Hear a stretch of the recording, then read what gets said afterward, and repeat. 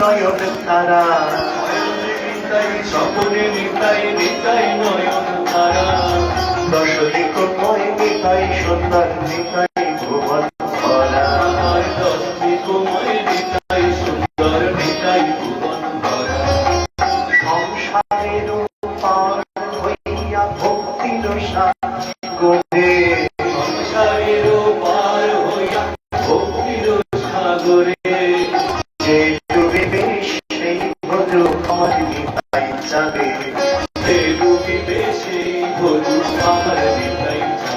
ভজনী আনন্দরা গৌর গুণধা নিত্যানন্দরা ভজ গৌর গুণধা ভজনী আনন্দরা গৌর গুণধাই নিতাই ভজ গৌর গুণধা কে আর করিবে দয়া পতিত দিয়া কে আর করিবে দয়া পতিত দিয়া পতিত দেখিয়া কেবায় উঠিবে কাঁদিয়া পতিত দেখিয়া কেবায় উঠিবে কাঁদিয়া ভজনী আনন্দরা গৌর গুণধাম আনন্দরাম ভজ গৌর গুণধাম ভজনী আনন্দরাম গৌর গুণধাম নিত্যানন্দরাম ভজ গৌর গুণধাম নিতাই নাগর রসের সাগর সকল রসের গুরু নিতাই নাগর রসের সাগর সকল রসের গুরু যে যাহা চাই সে তাহা পান বাঞ্ছা কল্প তরু যে যাহা চাই সে তাহা পান বাঞ্ছা কল্প তরু ভজনী আনন্দরাম গৌর গুণধাম নিত্যানন্দরাম ভজ গৌর গুণধাম ভজনী আনন্দরাম গৌর গুণধাম নিত্যানন্দরাম ভজ গৌর গুণধাম শতকোটি গোপী প্রেম কহে ভাগবতে শতকোটি গোপী প্রেম কহে ভাগবতে একলা নিতাই হতে পাইবে জগতে একলা নিতাই হতে পাইবে জগতে শ্রী রাধা গোবিন্দ দোহাই পেতে যারা শ্রী রাধা গোবিন্দ দোহাই পেতে যারা ধর্মা ধর্ম করি বলি হও নিতাইয়ের দাস ধর্মা ধর্ম করি বলি হও নিতাইয়ের দাস শ্রী রাধা গোবিন্দ দোহাই যুগল মাধুরী শ্রী রাধা গোবিন্দ দোহাই যুগল মাধুরী সেই দুই এক তনু প্রাণের গৌর হরি সেই দুই এক তনু প্রাণের গৌর হরি খেলবে কিশোরী প্রেম নিতাই ডাকে আয় কিশোরী প্রেম নিতাই ডাকে আয় নিতাই ডাকে আয় গৌর ডাকে আয় নিতাই ডাকে আয় গৌর ডাকে আয় আমার এবার অধম পতিত জনার ঘরে ঘরে গিয়া পতিত জনার ঘরে ঘরে গিয়া ব্রহ্মার দুর্লভ ধন দিলেন বিলাইয়া ব্রহ্মার দুর্লভ ধন দিলেন বিলাইয়া যে দেবী কিশোরী প্রেম নিতাই ডাকিয়া কিশোরী প্রেম নিতাই ডাকিয়া শান্তিপুর ডোডো নদী ভেসে যায় পুরো টুকু নদী ভেসে যায় নিতাই কলসি কলসি ডালে তবু না ঘোরা কলসি কলসি ডালে তবু না অথর তারুণ পতিত পাবন প্রভু নিত্যানন্দ অথর তারুণ পতিত পাবন প্রভু নিত্যানন্দ শিরোমণি প্রভু নিত্যানন্দ, দয়ালের শিরোমণি প্রভু নিত্যানন্দ, প্রেমের খনি পরশমণি প্রভু নিত্যানন্দ, প্রেমের খনি পরশমণি প্রভু নিত্যানন্দ, পরশে হয় পরশমণি প্রভু নিত্যানন্দ, পরশে হয় পরশমণি প্রভু নিত্যানন্দ, দয়ালের শিরোমণি প্রভু নিত্যানন্দ, দয়ালের শিরোমণি প্রভু নিত্যানন্দ, নয়নাভিরাম আনন্দ ধাম প্রভু নিত্যানন্দ, নয়নাভিরাম আনন্দ ধাম প্রভু নিত্যানন্দ, জগাই মাধাই উত্থান প্রভু নিত্যানন্দ, জগাই মাধাই উত্থানিল প্রভু নিত্যানন্দ,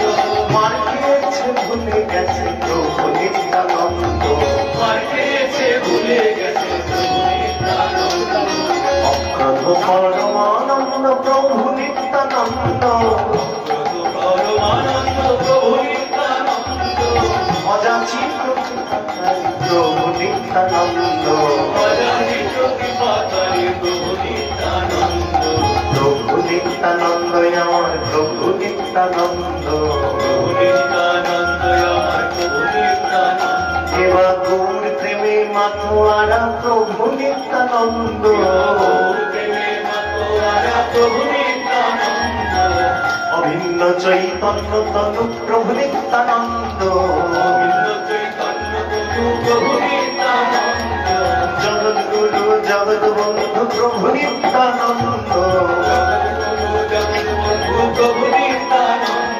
অযাচিত কৃপাকারী প্রভু নিত্যানন্দ, অযাচিত কৃপাকারী প্রভু নিত্যানন্দ, নিত্যানন্দ রাম গৌর গুণধাম, নিত্যানন্দ রাম ভজ গৌর গুণধাম, নিত্যানন্দ রাম গৌর গুণধাম, নিত্যানন্দ রাম ভজ গৌর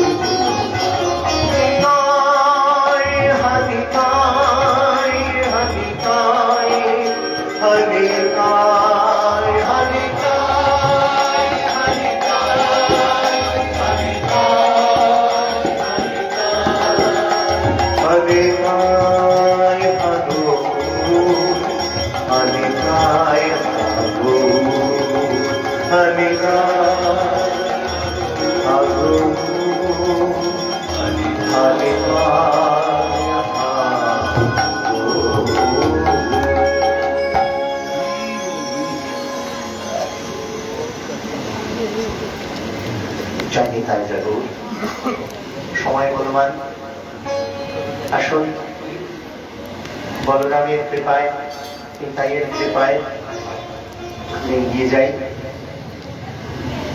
বল্লভকে বধ করলেন, তখন মহারাজ পরীক্ষিত জিজ্ঞাসা করলেন যে হে পরমহংস চূড়ামণি, আমরা বলি হে কৃষ্ণ করুণা সিন্ধু দীনবন্ধু জগৎপতি গোপেশ গোপিকাকান্ত রাধাকান্ত নমস্তে। ভগবানকে যে দীনবন্ধু বলা হয়, এমন দীন ভক্তকে কৃপা করেছেন, এমন কিছু কি আপনি বলতে পারেন?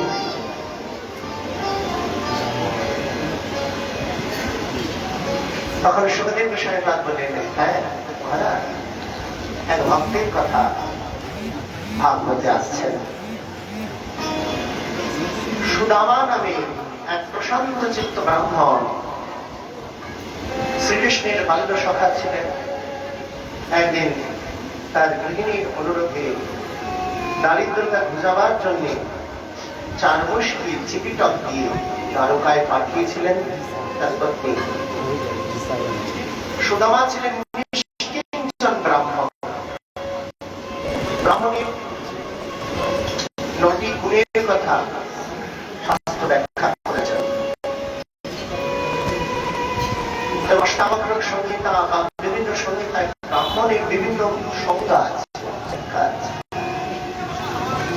এবং জগতে যুগে যুগে ব্রাহ্মণ কিভাবে সংকরায়ন হচ্ছেন এবং হয়ে কলিযুগে ব্রাহ্মণত্ব কিভাবে খণ্ড হচ্ছে সেটিও ব্যাখ্যা আছে। যেমন অতিজাতি, বহুজাতি, অসীজীবী, অসীজীবী, দেবল, গ্রাম্য জাতি, বহুজাতি, ব্রাহ্মণ কিন্তু একর একর জমি রেখেছে, চাষ করে আর ব্যবসা করে। হরিবল।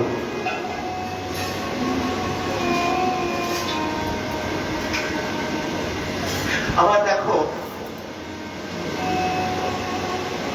কেউ আবার কি করছে, অসীজীবী ব্রাহ্মণ সন্তান মিলিটারি হয়েছে, অসী মানে তলোয়ার, যুদ্ধ করে আর সৈন্য হয়েছে। অসীজীবী, অসীজীবী, অসী মানে হচ্ছে কলম ধরেছে, লেখাপড়ার কাজ করে, কেরানি। অসীজীবী, মসীজীবী, দেবল, অর্থের বিনিময়ে ঠাকুর সেবা করে, মূর্তি সেবা করে, মন্দিরে মন্দিরে দেবল। অসীজীবী, মসীজীবী, দেবল। গ্রাম্যজাতি, গ্রাম্যজাতি মানে স্থানীয় পুরোহিত।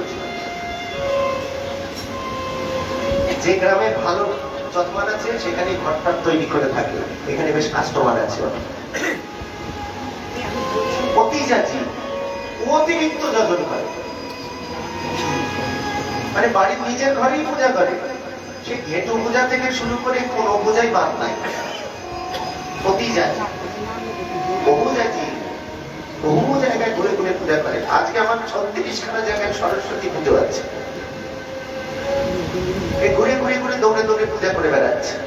একবার ভাগবত পাঠে এখানেই আসছিলাম, আমার মনে আছে, এই ব্যারাকপুরেই ভাগবত কথা বলতে আসছি, সরস্বতী পুজোর, ও না এখানে নয়, যাই হোক সরস্বতী পুজোর দিন, সেদিন বিকেল বেলা আমার হরি কথা। যাই হোক সবে বিকেল বেলা বেরিয়েছি, হন করে ছুটে আসছে এক ভদ্রলোক আমার দিকে, দাঁড়ান দাঁড়ান দাঁড়ান, আমি সে নই, আমি সে নই। ও আচ্ছা আচ্ছা, আপনি পূজা করেন না? না, রাত্রি রাত্রি। আর যদি বলতাম ধরে নিয়ে ভালো যাচ্ছি রাত্রি। এ হলো বহু জাতি। হ্যাঁ, অসীজীবী, মসীজীবী, দেবল, গ্রাম্য জাতি, বহু জাতি, অতি জাতি। তবে দেখবে এই যে এত ব্যাখ্যা না, তার মূল ভিত্তিভূমি হচ্ছে লোভ। ওটাই মেন। ব্রাহ্মণ কখনো লোভী হবে না, ব্রাহ্মণকে সমস্ত দিক থেকে ত্যাগ স্বীকার করতে হবে। যখন সাহেবরা এসেছিলেন তারা আগে ব্রাহ্মণ সমাজের উপরেই আঘাত আনিয়েছিলেন, কারণ এই ভারত ভূমিকে শাসন করতে গেলে ব্রাহ্মণকেই আগে বিনাশ করতে হবে। তারা এটা বুঝেছে, যে কারণে যখন ওই কুম্ভ মেলা হচ্ছে, এখানে কুম্ভ না, ওই গঙ্গাসাগরের মেলা, গঙ্গাসাগরের মেলা দেখুন, what is this, they are invited, এরা কি নিমন্ত্রণ পত্র পেয়েছে?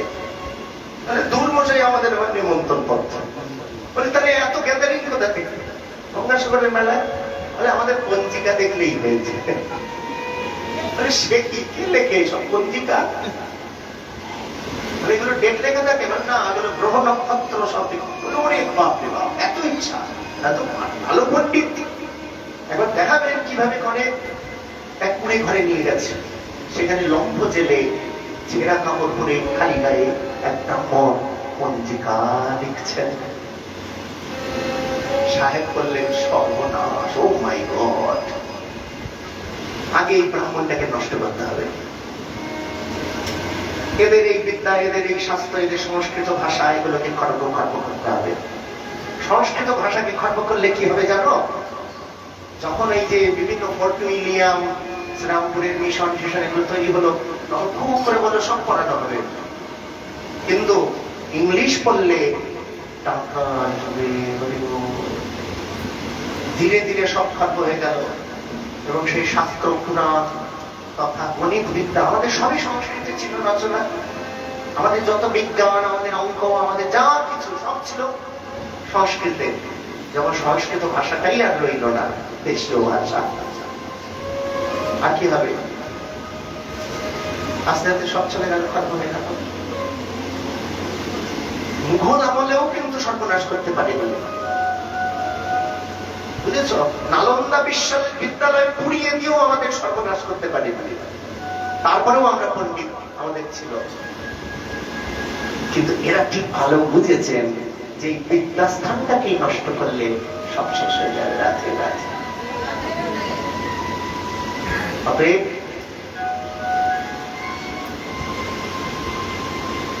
ব্রাহ্মণ সমাজ তারা যেন নিষ্কিঞ্চন হয়। ব্রাহ্মণ কখনো লোভী হবে না, জগতে কোন লোভ লালসা। আগেকার ব্রাহ্মণগণের চরিত্রগুলো ভেবে দেখো, পুরাণাদি পড়ে ব্রাহ্মণের চরিত্রগুলো ভাবো।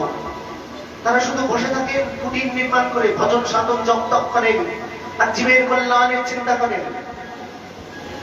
আর তাদেরকে নিয়ে এত চিন্তা এখন লুপ্ত প্রায় প্রাণী, তাদেরকে নিয়ে বলছেন, সবাই নিন্দা করছেন এখনো। কারণ আমরাই ব্রাহ্মণ সন্তান হতে পেরেছি, কিন্তু ব্রাহ্মণ হতে পারিনি। যজন, যাজন, ভজন, পূজন, উপাসনা, গায়ত্রী মন্ত্রের উপাসনা এত সহজ ভেব না।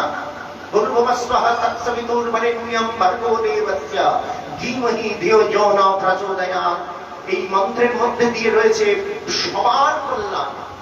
এই মন্ত্র উচ্চারণ ঋষিমুনিরা নিজের জন্য করতেন না, সকলের জন্য করতেন। সেই আত্মশক্তি পরমাত্ম শক্তিতে পরিণত করে নিখিল বিশ্বের আত্মায় নিজ আত্মাকে সংযুক্তকরণ করে সারা জগৎকে কল্যাণ করার যে সাধ্য রাখতেন তারা ব্রাহ্মণ। যার জন্য নিষ্কিঞ্চন সুদামা বিপ্র ব্রাহ্মণ ভিক্ষা করেন। ব্রাহ্মণের প্রথম ধর্ম হচ্ছে ভিক্ষা। তিনি ভিক্ষা করেন কেন? নিরভিমান হওয়া যায়। কে হাত পাততে পারে? যার কোনো অভিমান নেই, মান অভিমান নেই, সেই তো হাত পাততে পারে। তাই ভিক্ষা করছেন সুদামা বিপ্র। ঘরে পূজা অর্চনা করেন, যজন যাজন করেন, কিন্তু দারিদ্রের চরম শিখর। সুদামার পত্নী সুষমা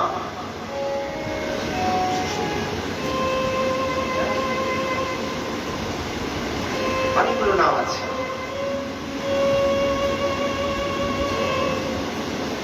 সেই সুদামা পত্নী প্রতিদিন তার সন্তানদের বলে, খিদে পেয়েছে মা, খেতে দাও। আজকে ব্রত তো, হ্যাঁ, যখনই খিদে পায় বলে ব্রত। 2-3 দিন অন্তর অন্তর ব্রত। কেন ব্রত বলছেন? কারণ ঘরে চাল নাই। এহেন সুদামার দারিদ্রের এক বিশাল বর্ণনা অন্যান্য কথায় আছে। সেই সুদামা বিপ্র তার কথা, তার বন্ধুর কথা শ্রবণ করলেন।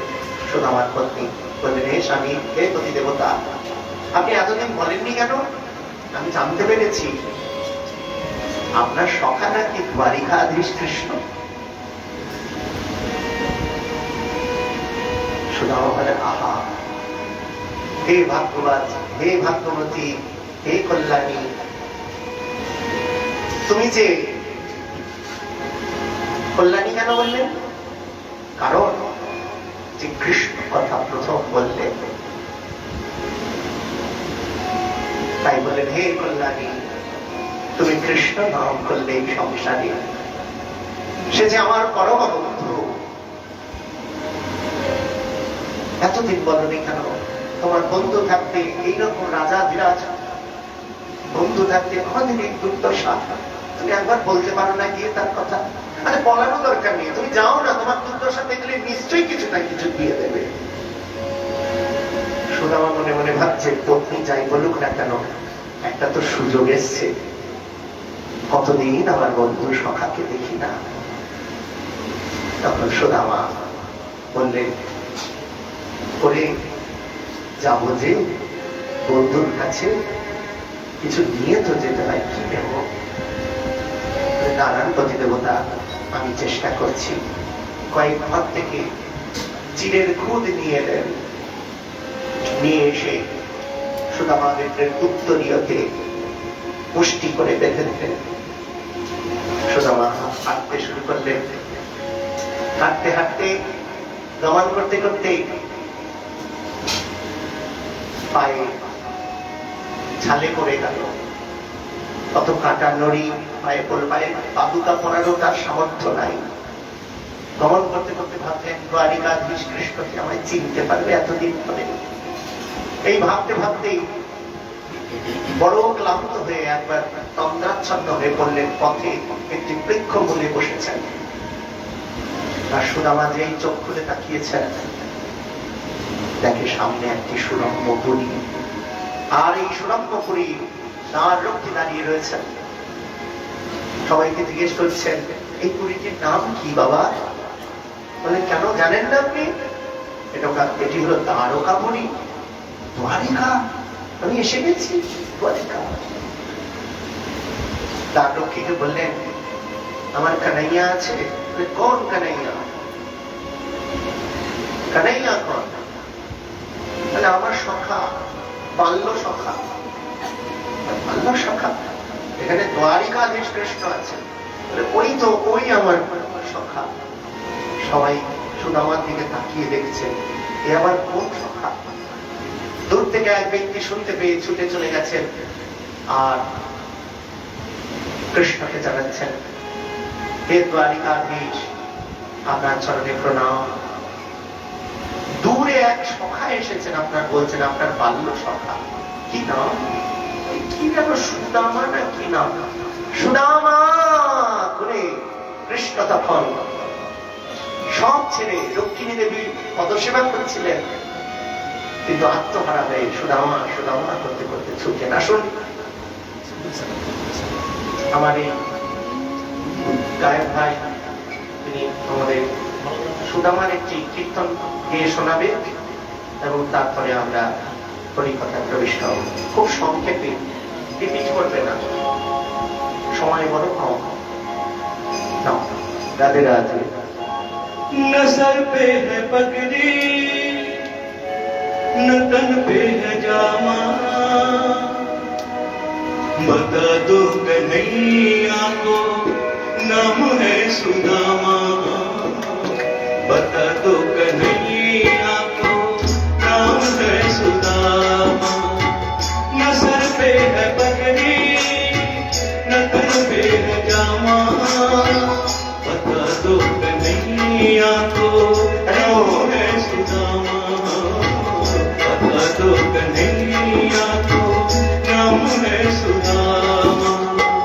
इनके बाद मोहन सजा करके कह दो, इनके बाद मोहन सजा करके कह दो, मिलने सखावत नसीब गया, मिलने सखावत नसीब गया।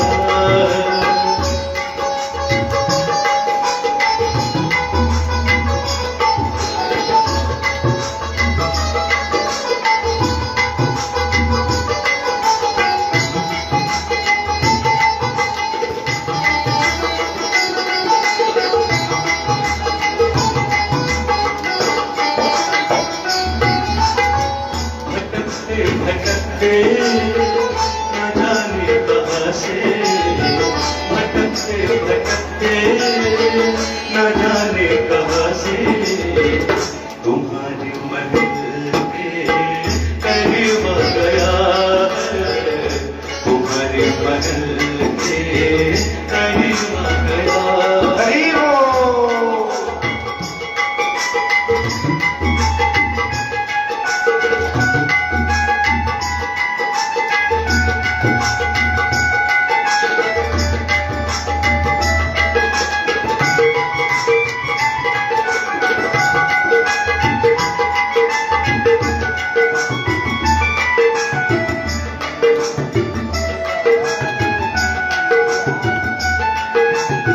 सुनते गीतों पे चले आए मोहन, लगाया गले से सुदामा को मोहन। सुनते गीतों पे चले आए मोहन, लगाया गले से सुदामा को मोहन।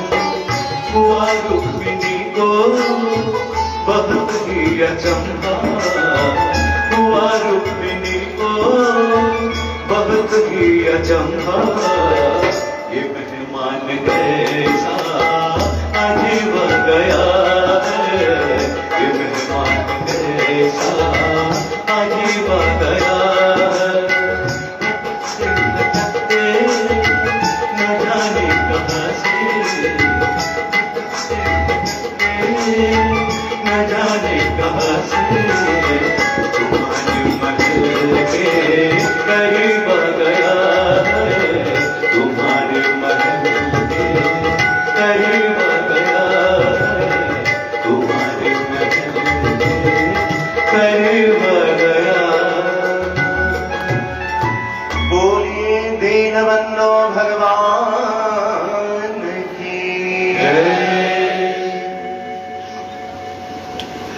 সুদামাকে কণ্ঠে আলিঙ্গন করলেন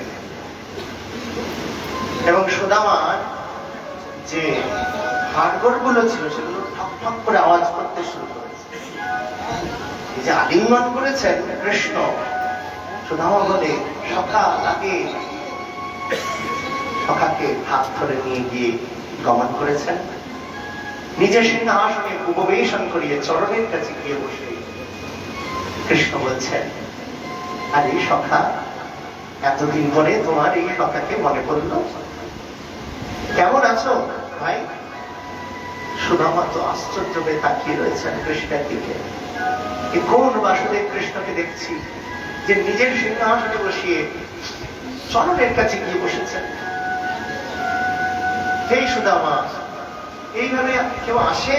পায়ে তো কত আঘাত পেয়েছিস। দাঁড়া, আমি জল আনাচ্ছি। মহিষীরা জল আনছেন। কৃষ্ণের যত মহিষীরা আছেন, রক্ষিণী, সত্যভামা, তাদের সব জল দিয়ে একটি কলসি করে আনা হয়েছে। সেই জল দিয়ে চরণ ধুয়েছে। নিজে হাতে কৃষ্ণ পীতাম্বরী উত্তরে দিয়ে চরণ মুছিয়ে দিচ্ছেন ব্রাহ্মণ দেবতার। আর কত কথা বাল্যকালে রোমন্থন করছেন সুদামার সাথে। সুদামা বললেন, কিরে এই কানাই,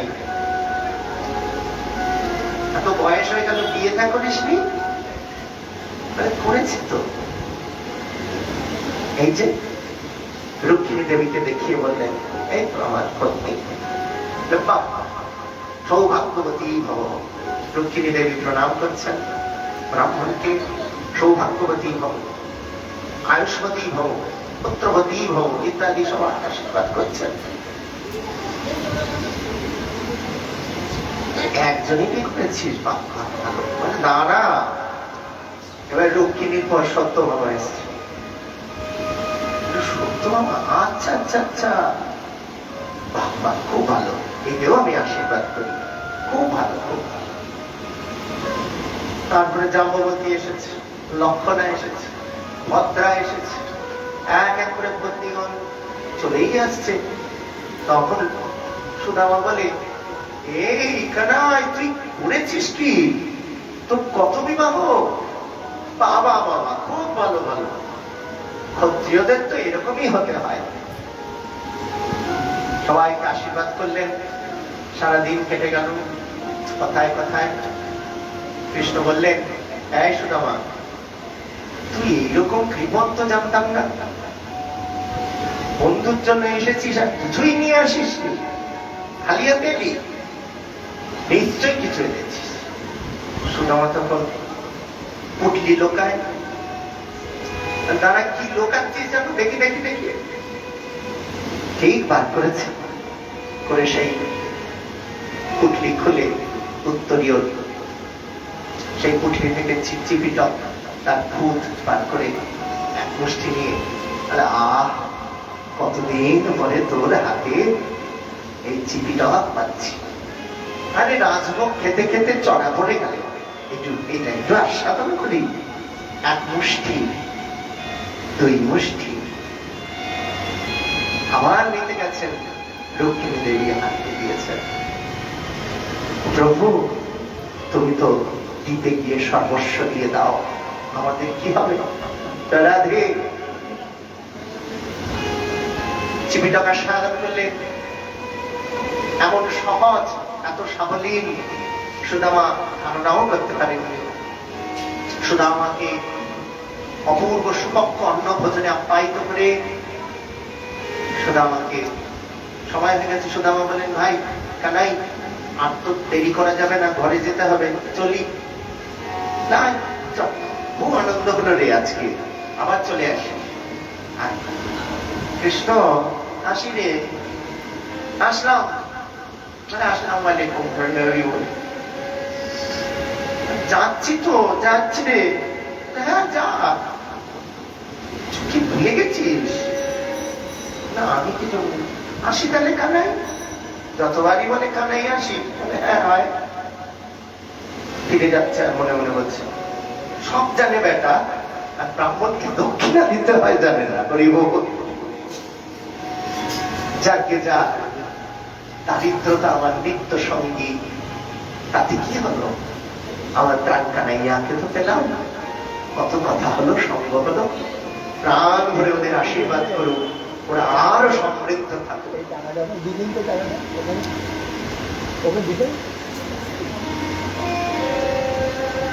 তখন সুদামা যখন তার পুরীতে এসেছেন, এমন এক সুরম্য পুরী দেখে নিজেই চিনতে পারছেন না, এবং নিজের গৃহটাকেই চিনতে ঠাউর করতে পারছেন না। তাও গিয়ে বললেন, তাকে প্রদীপ নিয়ে ধূপদীপ নিয়ে দাঁড়িয়ে রয়েছেন এক সুন্দর রমণী। বললেন, দেবী, এই পুরীটির নাম কি? আপনি কে? কোথায়? এই গৃহটি কার? বলে, সে কি স্বামী, আপনি আপনার পত্নীকে চিনতে পারছেন না? আমি আপনার পত্নী। একবার আপনি দ্বারিকাধীশের কাছে গিয়েছেন, দ্বারিকাধীশ ভগবান আমাদের সমস্ত কিছু থেকে সমৃদ্ধ করে দিয়েছেন, পুরো পুরীটিকেই একেবারে রাজপুরী বানিয়ে দিয়েছেন। আজও যায় ভক্তরা ব্রজমণ্ডলের মধ্যে পড়ে, তারকা পথে সেই সুদামাপুরী বলে।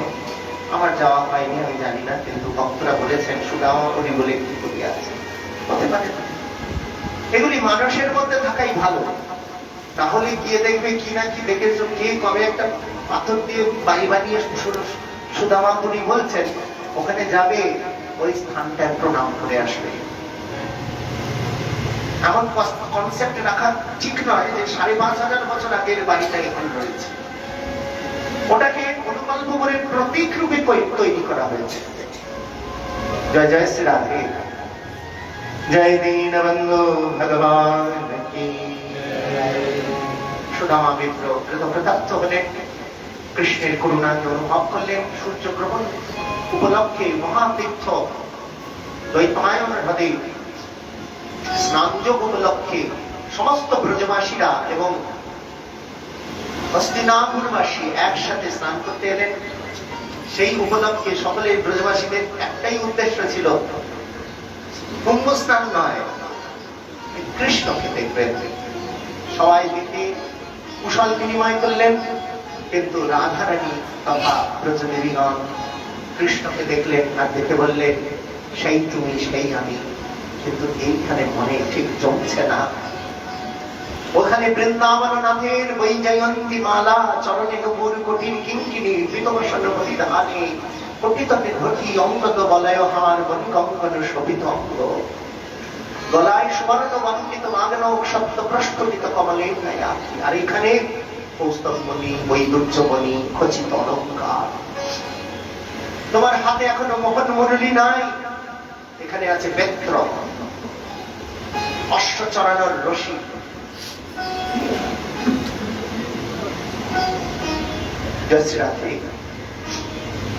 হে কৃষ্ণ, ব্রজে চলো, ব্রজ জীবন।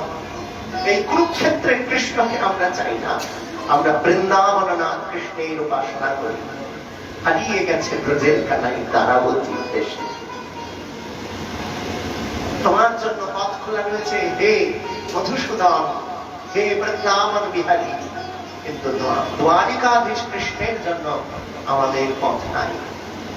ব্রজদেবীরা চলে গেলেন দর্শন করে।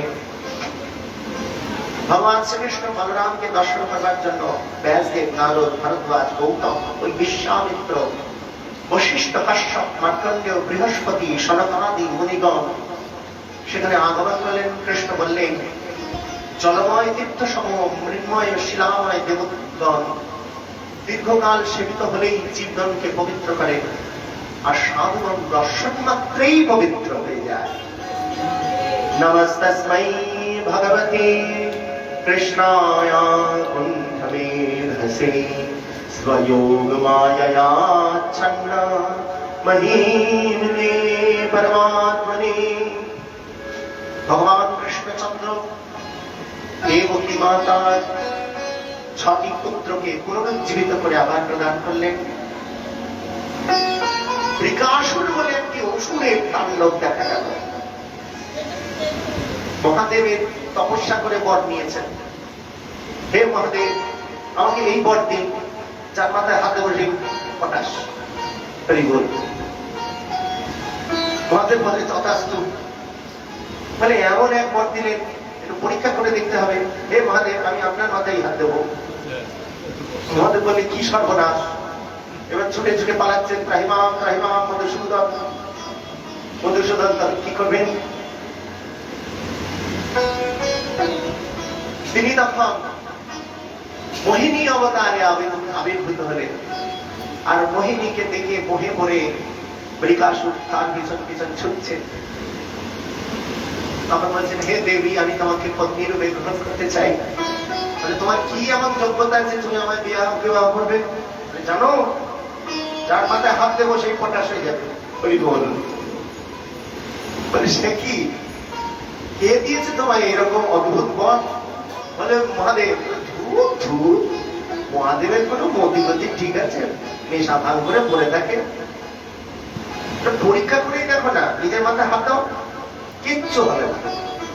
তাই তো তাই তো, হে মোহিনী, তুমি আমার কত ভালো চাও।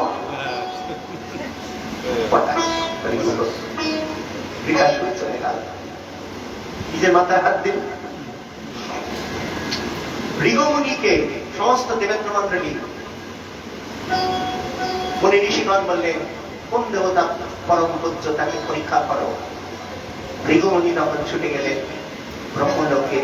ব্রহ্মলোকে গিয়ে ব্রহ্মার কাছে গিয়ে পিছনে হাত দিয়ে দাঁড়িয়ে রয়েছেন, আর ব্রহ্মার দিকে তাকিয়ে রয়েছেন। ব্রহ্মা বলে, তুমি আমার পুত্র, আমার লোকে প্রবেশ করে একবারের জন্য প্রণাম জানালে না। এত এত অপরাধ তোমার, এত উদ্ধত্ত।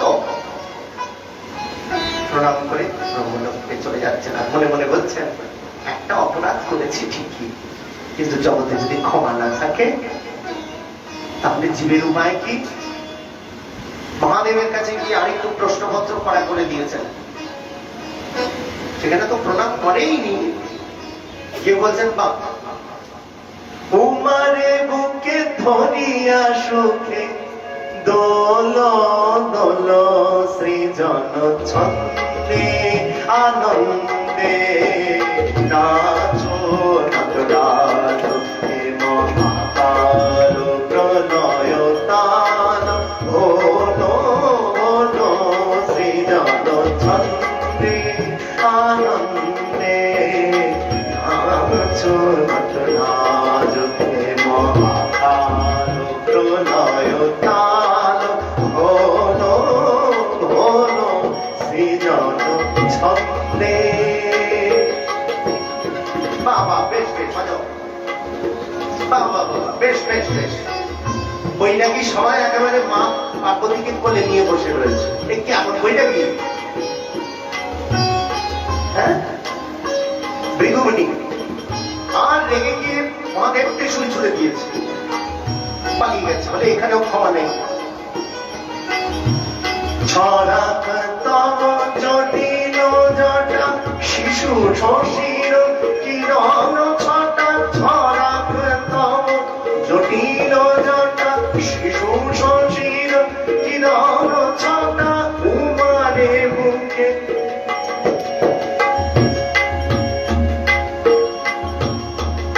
উমারে বুকে ধরিয়া সুখে দোল দোল সৃজন ছন্দে আনন্দে নাচো নটরা। হরি বল। গাইছি তখন গাই না।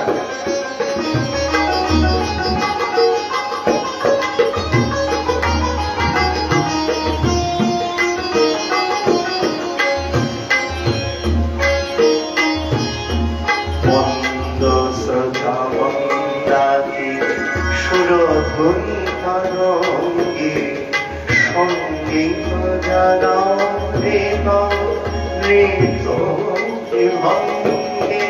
মন্দ শ্রোতা মন্দাকে সুরধুনি তরঙ্গে সঙ্গীত জাগাও রেত নৃত্য বিভঙ্গে। ছড়াক তব জটিল জটা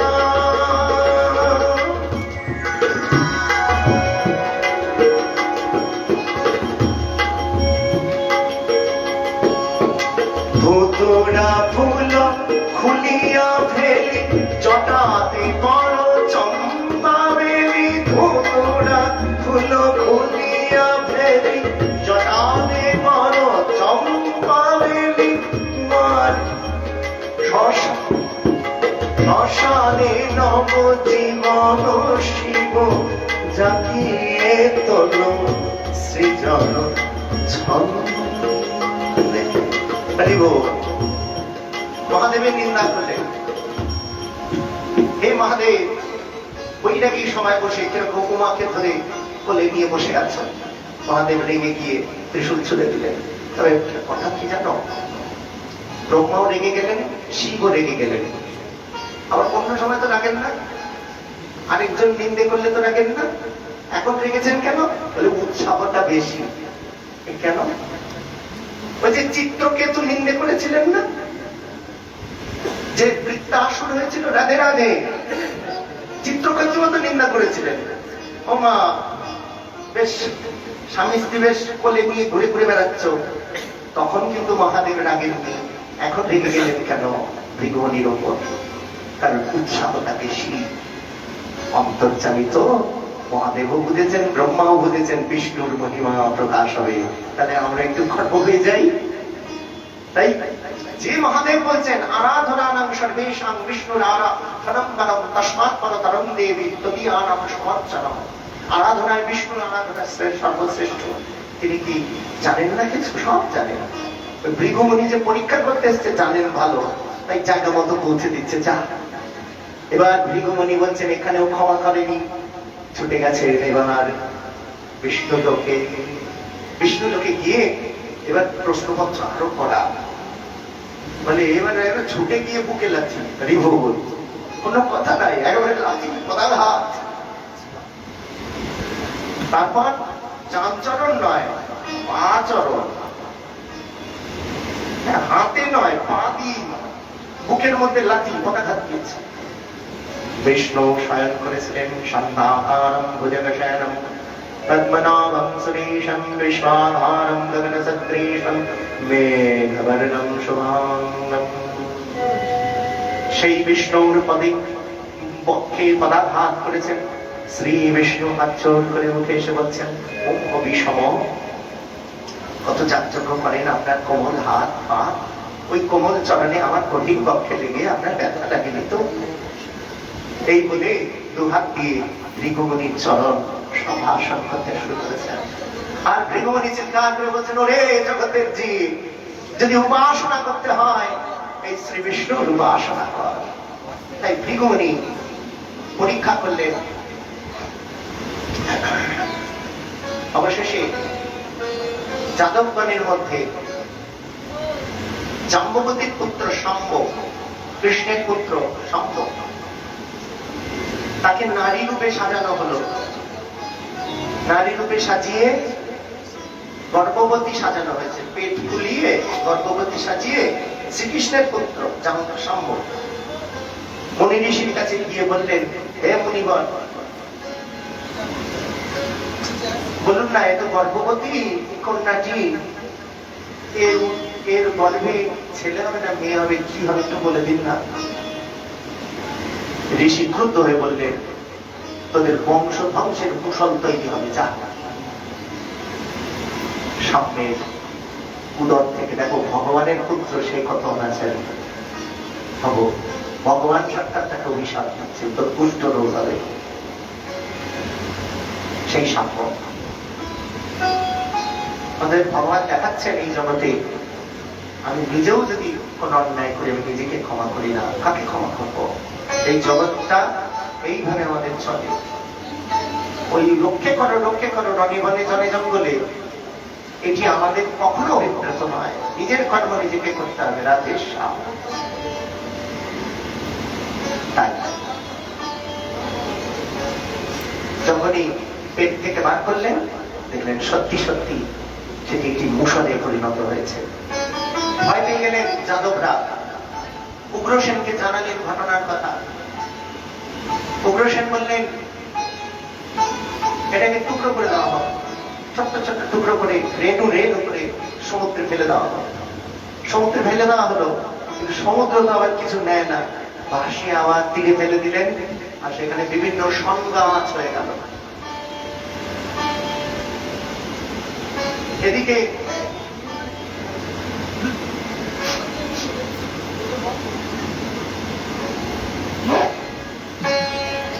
বলো রাধে রাধে।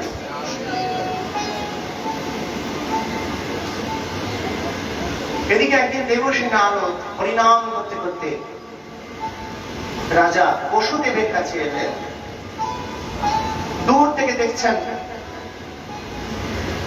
শ্রীমন্নারায়ণ নারায়ণ নারায়ণ, শ্রীমন্নারায়ণ নারায়ণ নারায়ণ, শ্রীমন্নারায়ণ নারায়ণ নারায়ণ, লক্ষ্মী নারায়ণ নারায়ণ নারায়ণ, লক্ষ্মী নারায়ণ নারায়ণ বিলাসখালী নারায়ণ, শ্রী নারায়ণ নারায়ণ নারায়ণ, শ্রীমন্নারায়ণ নারায়ণ লক্ষ্মী নারায়ণ নারায়ণ নারায়ণ, নারায়ণ নারায়ণ, শ্রীমন্নারায়ণ নারায়ণ নারায়ণ, শ্রীমন্নারায়ণ নারায়ণ নারায়ণ,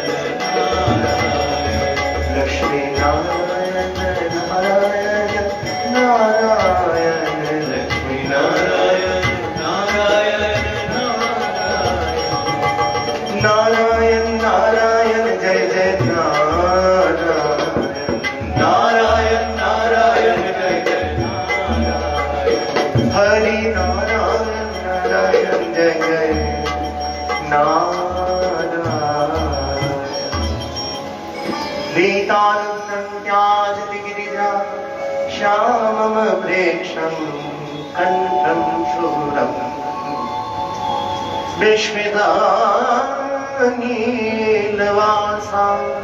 क्षीरं मत्वा श्रवयति यमिनी रमा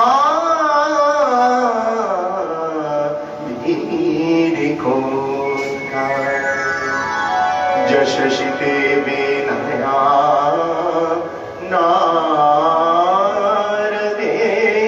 नारदेन तु। হরিনাম করতে করতে দেবর্ষী নারদ এসেছেন। প্রত্যুত নমন করে প্রণাম করে বসুদেব বললেন, হে দেবর্ষী, আসুন আপনার চরণে প্রণাম করে আপনাকে কিছু প্রশ্ন করি।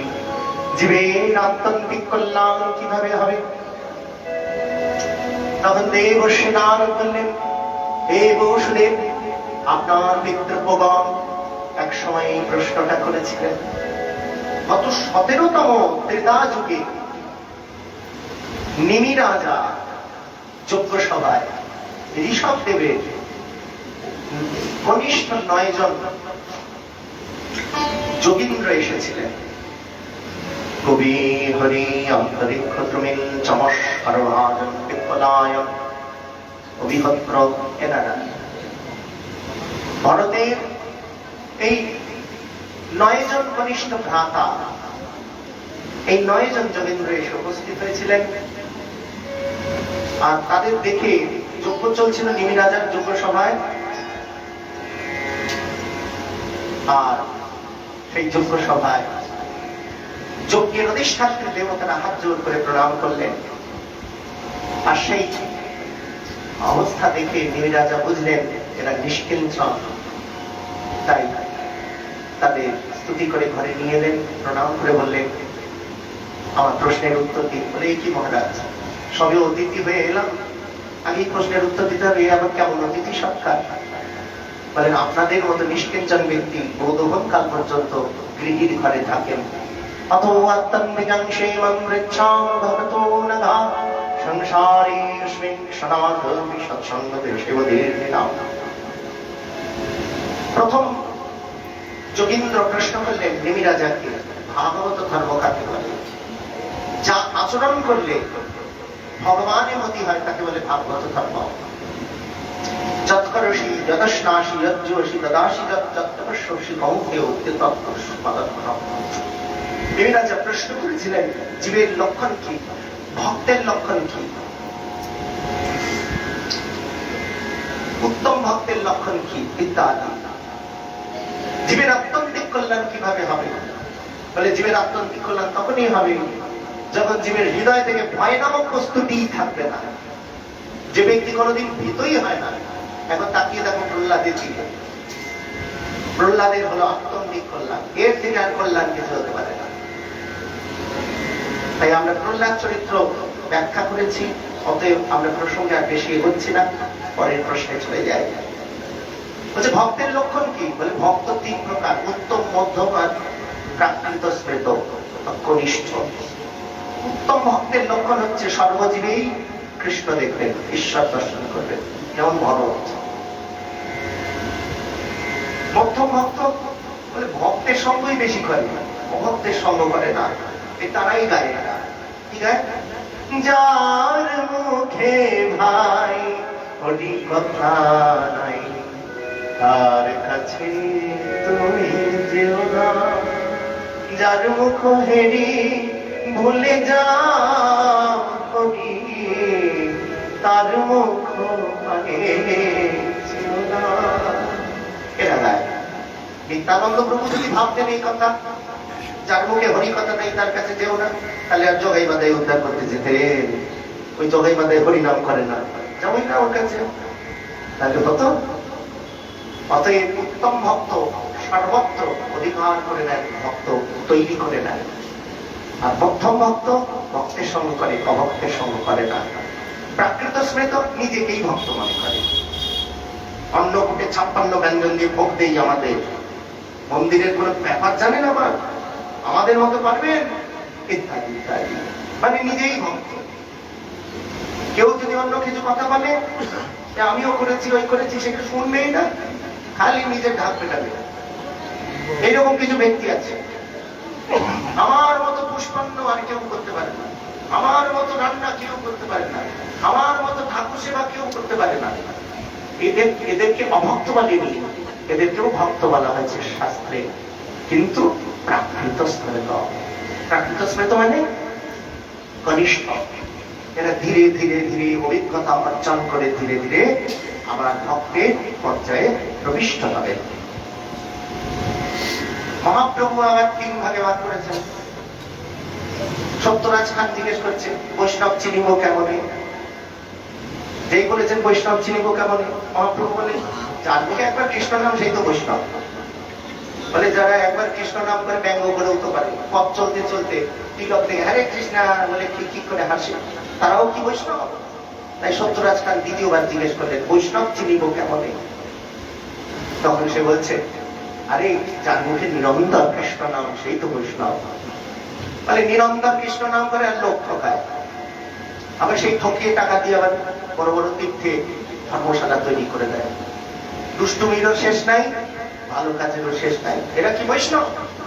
তাই তৃতীয়বার জিজ্ঞেস করলেন বৈষ্ণব চিনিব কেমনে? তখন জলদ গম্ভীর সারে মেঘ গম্ভীর নিনাদে বলছেন মহাপ্রভু যাকে দেখে তব মুখে আইসে কৃষ্ণ নাম, তাহাকেই জানিবে তুমি বৈষ্ণব প্রধান। কৃষ্ণচন্দ্র 3 ভাগে ভাগ করেছেন। কিভাবে?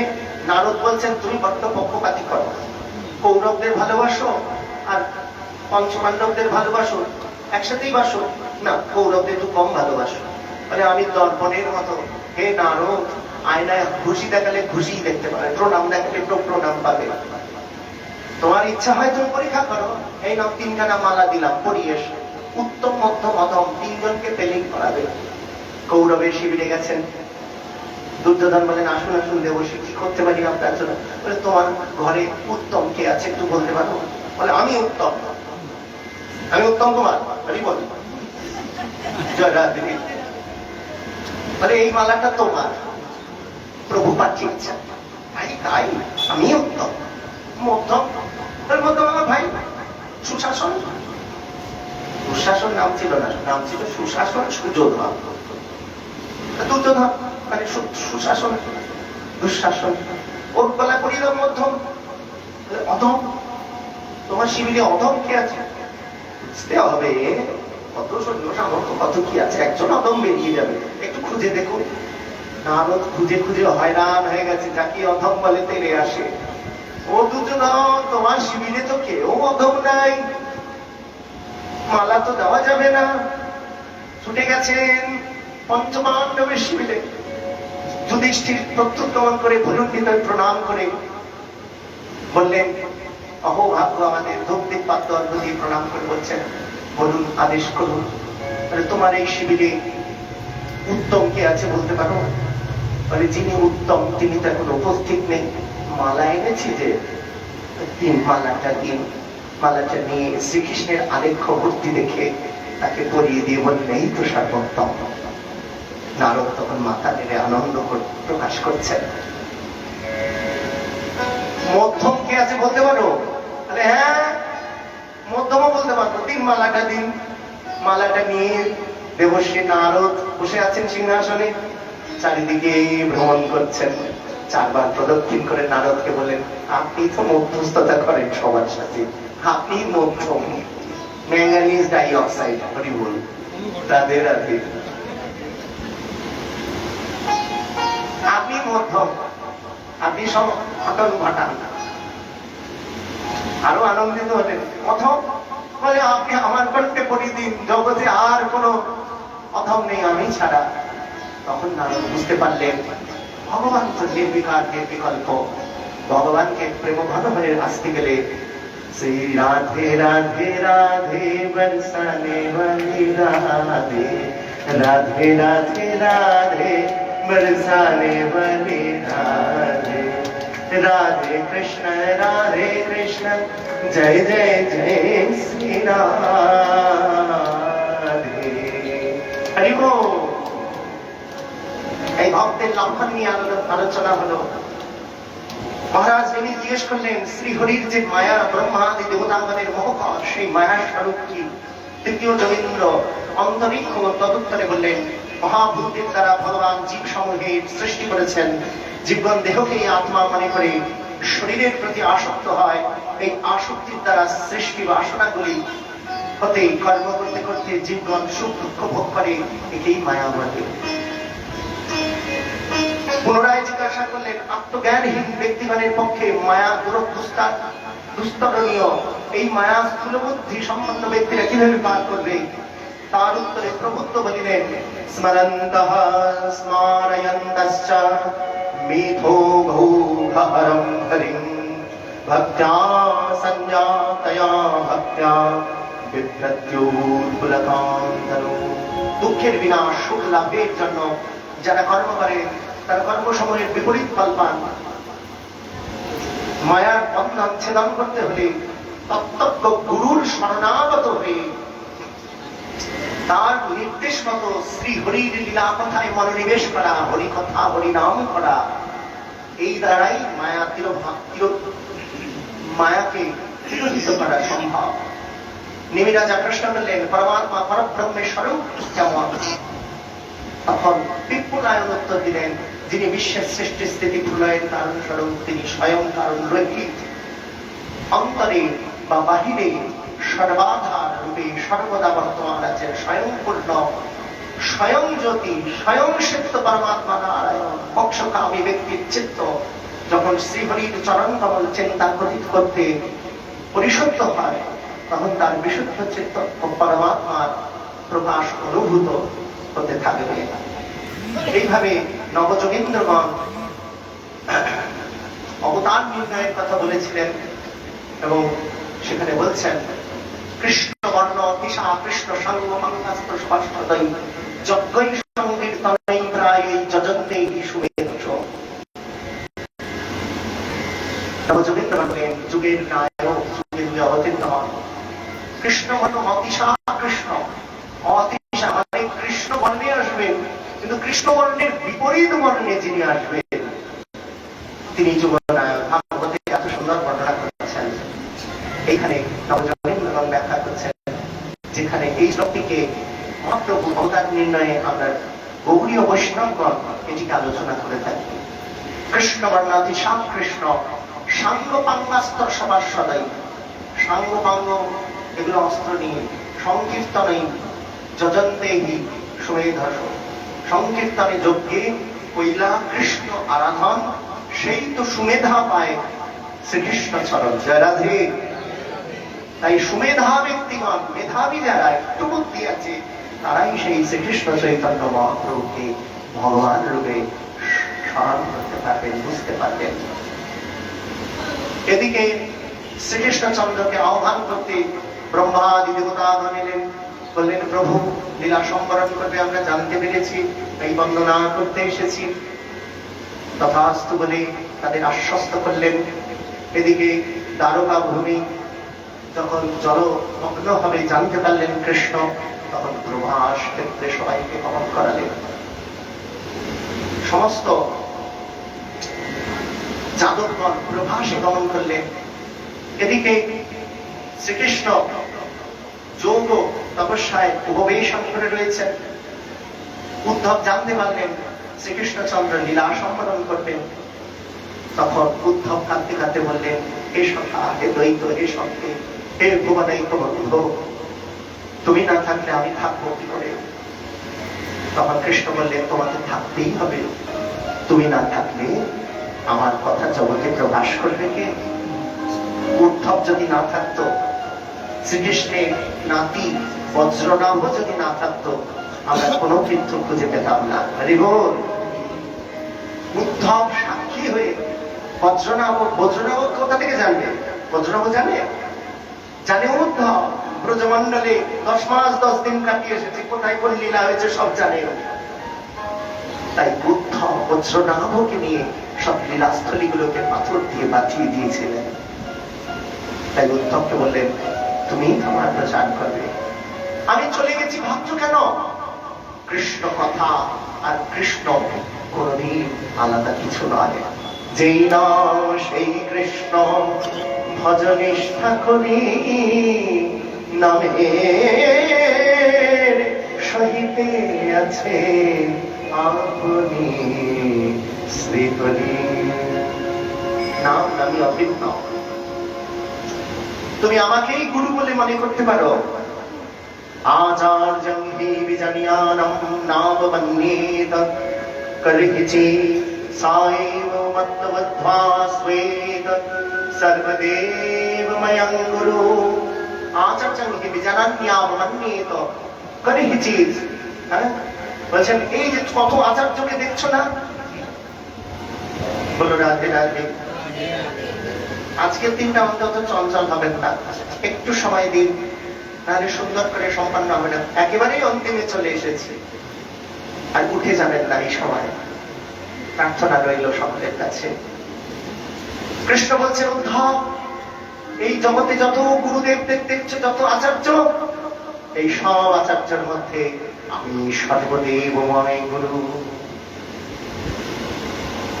তাই আজকে আমরা বললাম না, ওম মঙ্গলম ওমকার মঙ্গলম হরি মঙ্গলম হরি কথা মঙ্গলম।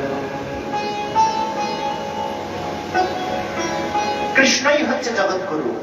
তিনি হলেন দেবকী পরমানন্দম কৃষ্ণং বন্দে জগৎগুরু।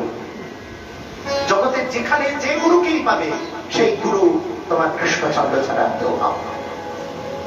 জীবের নিস্তার লাগে নন্দ সুত হরি, ভুবনে প্রকাশন গুরু।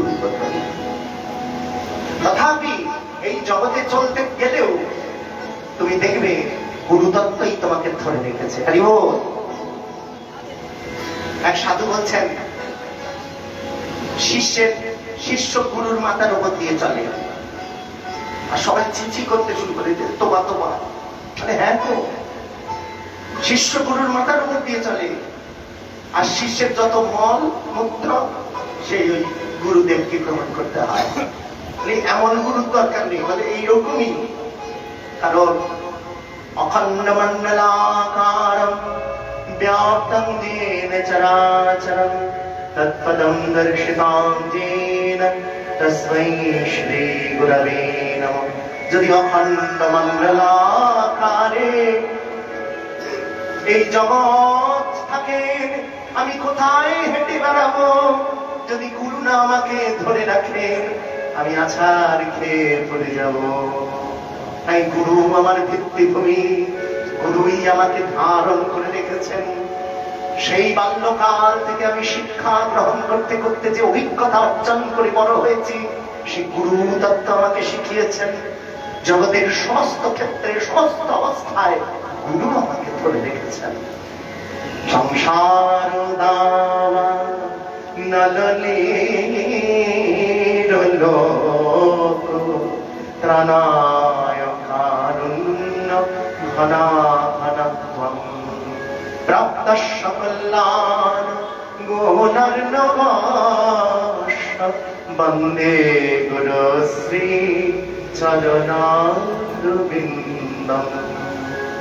সংসার দাবানলে দগ্ধ জীব যখন ত্রাহি ত্রাহি করেন, তখন মরুভূমির উপর যেমন মেঘ এসে সিঞ্চিত করে, স্নিগ্ধ করে, স্নাত করে, পবিত্র করেন, শীতল করেন, তেমনি গুরু রূপে গোবিন্দ আমার মতো হয়ে এসে আমার অন্তরকে স্নিগ্ধ শান্ত করেন। মহাপ্রভু কীর্তন নৃত্য গীত বাদিত মনসরসেন রোমাঞ্চ কম্পাশ্রু তাহারঙ্গ ভাজ বন্দে গুরু শ্রী চরণারবিন্দম। সেই মহান প্রভু যিনি নৃত্য গীত বাদ্যের দ্বারা কৃষ্ণ নামে, হরি নামে, ভগবত ভাগবতীর নামে পুলকিত হয়, কেঁপে কেঁপে প্রেমাশ্রু বিসর্জন করে, সেই গুরুদেবের পাদপদ্ম আমি বন্দনা করি।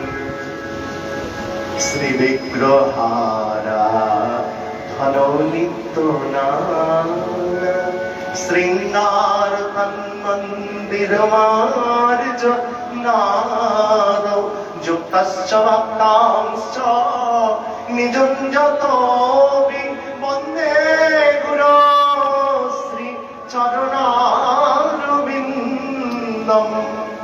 বিগ্রহ আরাধনা, মন্দির মার্জনা, সেবা পূজা যিনি হাতে ধরে শিখিয়ে দেন, সেই গুরুদেবের পাদপদ্ম ভজন করি।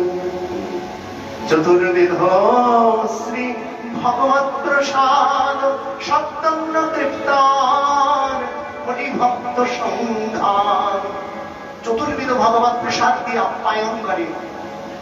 শিষ্য তো আসে না গুরুদেবের কাছে, খালি হরি কথা কে শুনবে? এত একটু পর নিন্দা পরচর্চা হলে না হয় শোনা যায়, ওই পাড়ার ছেলেটা কি করেছে, ওই পাড়ার মেয়েটা কি করেছে। একজন কাকিমা এসছে আমাদের ঘরে, আমি তাকে বলতে, সে শুরু করেছে, আমার তখন মা জীবিত ছিলেন শরীরে।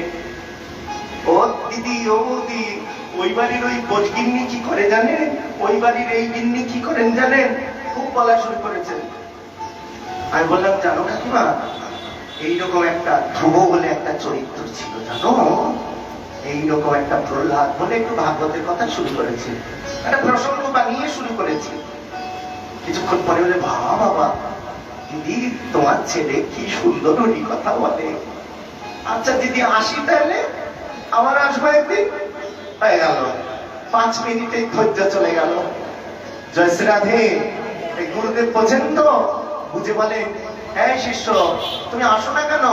না গুরুদেব, কি ব্যস্ত জানেনি তো। শোনো, তোমার পছন্দের সব হয়েছে।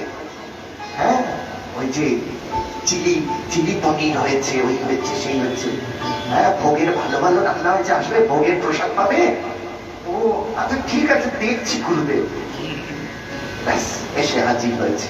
আর গুরুদেবও তেমনি, আয় বস। বসিয়েছে, নিজের সাথে বসিয়ে দিয়েছে, বসে বলে প্রসাদ পান। আর সব বৈষ্ণবরা বসেছেন, সাধু সাবধান, ফের কোনো অবধান। এবার যার যার মতো বলছে, শ্রীরাধিকার চরণ রেণু ভূষণ করিয়া তনু যাহা হতে মেলে গিরিধারী, জয় জয় রাধানা বৃন্দাবন ধাম কৃষ্ণ সুখ বিলাসের নিধি, সবাই বলে নিধি। রাধার গুণগান না শুনিল যার কান, বঞ্চিত করিল তারে বিধি, সবাই বলে বিধি। খুব ভালো করে সব ধ্বনি দিচ্ছে বৈষ্ণবরা। আর এই বেটা তো শুধু খেতে জানে, সে বলে আমি কিছুই জানি না। এরা কত শত সব শাস্ত্র কথা বলছে, করঙ্গ কৌপিন লইয়া ছেঁড়া কান্না গাই দিয়া দিয়া দিয়া সকল বিষয় কত ধ্বনি দিচ্ছেন, আর আমি শুধু খালি গপ গপ করে খাচ্ছি। তখন মনে মনে স্বাদ জেগেছে। কি জেগেছে? আমিও একটু শাস্ত্র চর্চা করব, আমিও কিছু জানবো। তাই বলছেন চতুর্বেদ শ্রী ভগবৎ প্রসাদ সাদম দীপ্তান হরিভক্ত সন্ধান কৃত্যৈব দীপ্তিং ভজত সদৈব বন্দে গুরুশ্রী চরণারবিন্দম। চতুর্বেদ শ্রী ভগবৎ প্রসাদ সাত্তন্ন কৃতাম হরিভক্ত, সর্বচেষ্ট লেচ্ছবেয় প্রসাদ দিয়ে ভক্তকে আপ্যায়ন করে তাকে কৃষ্ণ পথে অগ্রসর হয়ে নিয়ে যাওয়া।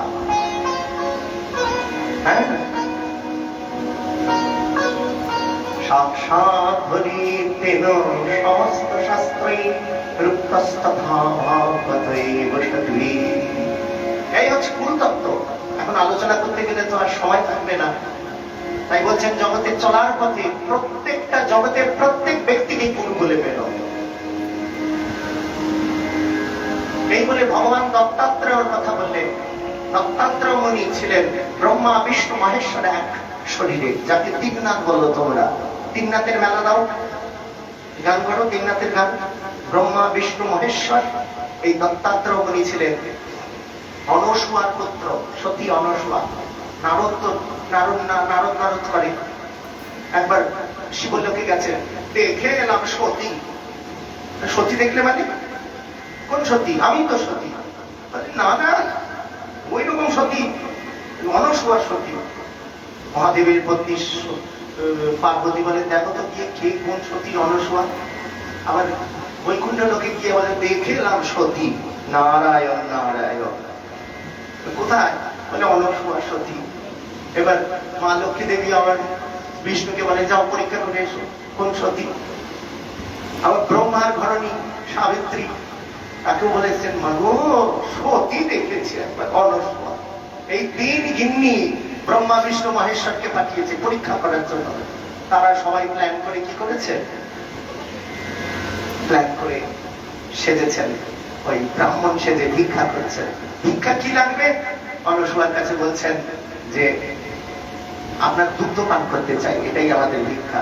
এ কি সম্ভব? অনসুয়া সতী কি করলেন? কমণ্ডলুর জল নিয়ে ছিটিয়ে দিলেন, আর ব্রহ্মা বিষ্ণু মহেশ্বর কোলে শিশুটি হয়ে গেলেন। মাতৃবৎসলতায় তাদের কোলে নিয়ে দুগ্ধ পান করাচ্ছেন। সারা দিন রাত কেটে যাচ্ছে। এদিকে দেবেন্দ্র মন্ডলী জয় জগন্নাথ কদাচিৎ কালিন্দী তটে বিনে সঙ্গীত করো বদন কমলা স্বাদ। এদিকে ঘুরিয়ে দেখাও একবার। রমা শম্ভো ব্রহ্মা সুরপতি গণেশার চিত পদৌ জগন্নাথ স্বামী নয়ন বদগামী ভবতু।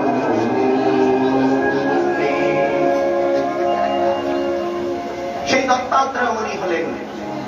সমস্ত দেবেন্দ্র মন্ডলী স্বীকার করে নিলেন, হে অনসুয়া তুমি যথার্থ সতী, কিন্তু আমার এই তিন পুত্রকে আমি ছাড়বো না। তখন বললেন, আশীর্বাদ করলেন মায়েরা। মায়ের আশীর্বাদে সন্তান পেলেন। এই ব্রহ্মা বিষ্ণু মহেশ্বর এক শরীরে তোমার পুত্র হয়ে আসবে। জয় জয় দত্তাত্রেয় ভগবান কি। এই ভগবান দত্তাত্রেয় জগতের সবাইকে গুরু করেছিলেন। পৃথিবী, জল, অগ্নি, বায়ু, আকাশ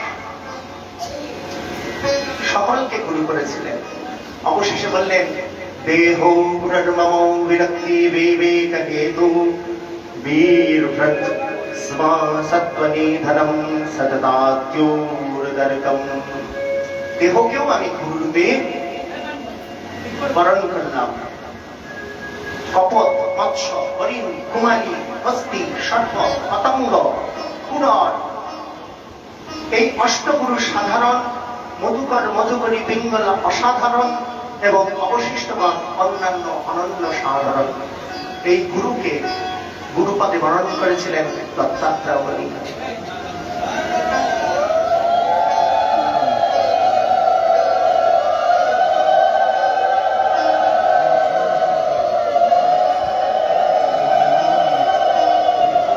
উদ্ধব কৃষ্ণকে তত্ত্বজ্ঞান উপদেশ দিলেন, কর্মযোগ, ভক্তিযোগ, জ্ঞান ও যোগের কথা বললেন।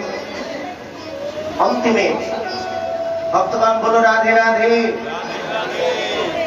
অন্তিমে সুখদেবকে অন্তিম উপদেশ দিচ্ছেন, আপনি ভাগবত শ্রবণ করে জ্ঞান লাভ করেছেন, সুতরাং আপনার মৃত্যু ভয় থাকা উচিত নয়। মৃত্যু ভয় পশু বুদ্ধি অর্থাৎ দেহে আত্মবুদ্ধি সম্পন্ন ব্যক্তিটি হয়ে থাকে। আপনার এই দেহ পূর্বে ছিল না, এখন রহিয়াছে বা ভবিষ্যতেও থাকবে না, কিন্তু আত্মা স্বরূপ আপনি চিরদিনই আছেন এবং থাকবেন। স্বপ্নে যে কারণে নিজেই নিজের শিরচ্ছেদ দর্শন করে এবং জাগরিত হয়ে বুঝতে পারে যে তার সেটা সামান্য ভ্রম মাত্র, তেমনি জন্ম মৃত্যু এই জগতে একটি ভ্রম মাত্রই বটে। হে মহারাজ, আপনি অহম ব্রহ্মাস্মিন এই চিন্তায় চেতনায় নিজেকে উন্নীত করে আপনি কৃষ্ণ চরণে নিজেকে সঁপে দিন। তক্ষক এসে তাকে দংশন করল, কিন্তু পরীক্ষিতের দেহকে আর সেই কষ্ট দিতে পারলেন না। মহারাজ পরীক্ষিত পরম ধামে গমন করলেন। জয় জয় মহারাজ পরীক্ষিত কি জয়। জয় হরে গুণাঙ্কিত ভগবান বাদরায়ণী পরমহংস চূড়ামণি সুখদেব কি।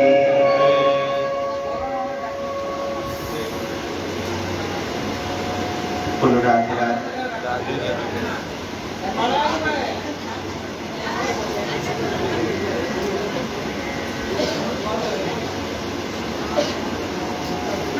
হয়েছে নাকি বাকি আছে? আমারও বাকি নাই, তোমাদেরও বাকি নাই, আমারও বাকি নাই। নাই রে নাই রে নাই, কথা বলবে না। অনেক জগন্নাথ দেখেছ, এবার পার্থসারথী গোস্বামীকে দেখো, তাহলে একটু কথা বলা যাবে। বলো রাধে রাধে। একটি অন্তিম কাহিনী প্রকাশ করে আজ এখানে বিশ্রাম দেব। সমস্ত ভক্তগণ যাবেন না, ভাগবতে প্রদক্ষিণ করবেন। ভাগবতকে আমার ভাইটিকে বলবো একটু দুর্বা আছে তো, না হলে ঘর থেকে একটু দুর্বা ধান, আমি বলেছিলাম একটু ধান দুর্বা নিয়ে আসবে, নিয়ে এসে ভাগবতকে একটু বরণ করা হবে ধান দুর্বা দিয়ে, পুষ্পাদি দিয়ে। বলো রাধে রাধে। একবার মার্কণ্ডেয় মুনি, মার্কণ্ডেয় মুনির কথা শুনেছেন আপনারা?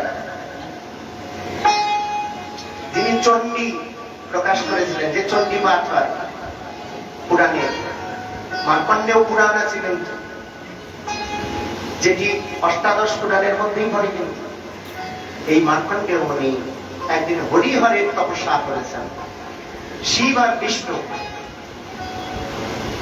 এবং তার তপস্যা করে সিদ্ধি লাভ করেছেন। হরিহর একসাথে দর্শন দিয়েছেন, গদগদ চিত্তে প্রণাম করে করে বারবার বলছেন, প্রভু ধন্য ধন্য। মহাদেব বললেন, হে মার্কণ্ডেয়, বর প্রার্থনা করো। মার্কণ্ডেয় মুনি বলেন, প্রভু, হে মহাদেব, হে